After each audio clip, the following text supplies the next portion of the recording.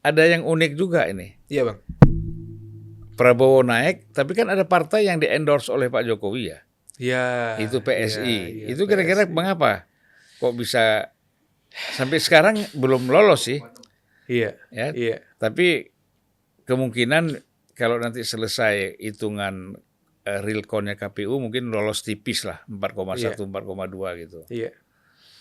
Ini memang juga bagian dari misteri Bang ya. Nah, Bahwa ternyata kesaktian Pak Jokowi di Pilpres seolah kemudian moncer, tapi sama sekali tidak berlaku kesaktian itu di Pileg ya. iya di Pileg. Dan faktornya tentu cukup beragam. Bahwa kemudian faktor figur itu menentukan, iya. Tetapi dalam konteks partai, yang menjadi kekuatan mesin inti terdepan dari partai, tentu caleg Bang. Maka struktur pemenangan, infrastruktur pemenangan, proses sosialisasi, door-to-door canvassing yang dilakukan itu, apakah memang sudah menjangkau semuanya? Apakah dengan backup logistik yang memadai? Saya berkeyakinan PSI hari ini sebenarnya sudah melakukan hampir semua strategi politik yang mereka hitung, yang mereka yakini sesuai dengan kitab suci perpolitikan, strategi perpolitikan mereka. Saya yakin semua sudah dilakukan, termasuk juga menggunakan branding Pak Jokowi sebagai patron ya, sebagai patron tokoh yang kemudian akan diasosiasikan kepada mereka. Dan Pak Jokowi juga diam saja, artinya diam tanda setuju. Anaknya di mana-mana selalu jualan nama ayahnya, Kaisang ya, sebagai ketua umum PSI, dan ternyata memang tidak nyambung. Berarti barangkali Bang, dugaan saya,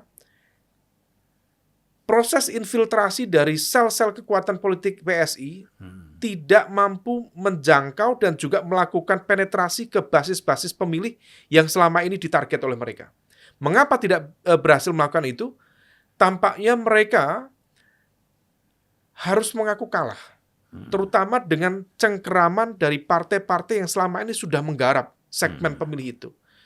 Per hari ini selama kita lakukan ini Bang ya, proses pendalaman itu, basis pemilih loyal yang paling berpotensi tergerus oleh mesin politik PSI sebenarnya PDIP.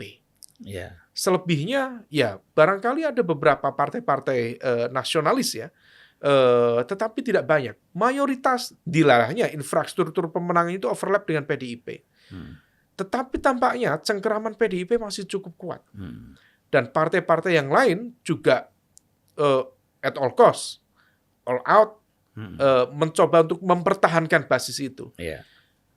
Dan itulah yang tampaknya menjadi sebuah pelajaran ya, bahwa pengaruh, bahwa logistik yang luar biasa belum tentu juga bisa menciptakan sebuah kekuatan elektoral yang ditargetkan sesuai dengan textbook teori-teori dan strategi-strategi yang ada. Kalau untuk Pilpres ada kemungkinan ya, karena orang lebih fokus ya. Lebih fokus, dan kemudian ya pattern minded ya, figure minded, itu akan lebih mudah.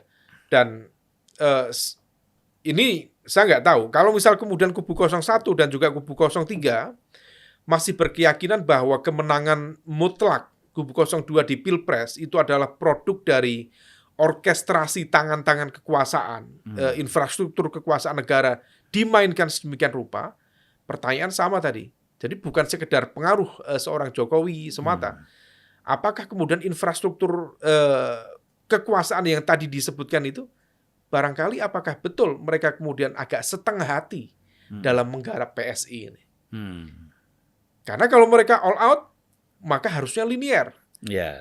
Hasil dari Pilpres yang ternyata melakukan penggelembungan itu, ini dengan basis asumsi 01 dan 03 tadi Bang ya, harusnya juga terjadi penggelembungan di elektoral PSI. Paling tidak kan 15% dari 60% ya. Something itu. Itu kan bisa dicapai sebenarnya. Harusnya. Tapi itu memang banyak dipertanyakan. Seperti ini kan kaitannya seperti kotel efek tadi kan. Iya. Akhirnya tidak bisa secara langsung mereka dapatkan dari calon presiden dan wakil presiden. PSI ini kan dekat sekali dengan Gibran ya. Sangat dekat. Ini bukan hubungan ideologis, Iya. hubungan darah ini. Iya, tapi begitu ya hasilnya kok. Iya, Kok iya. ini nanti mungkin satu kajian politik tersendiri nih. Kalau ada orang mau ngambil doktor atau S2 itu Ini bikin teman-teman ini, Bang. ya bikin tesis itu. Ya kan? Iya, iya, iya. Kalau iya. kita kan antitesis. Jadi kan mesti ada tesis dulu, baru bisa ada antitesis, ya kan? Ini kalau jagonya Bang Zulfan udah menang, kembali lagi bicara antitesis ini ya.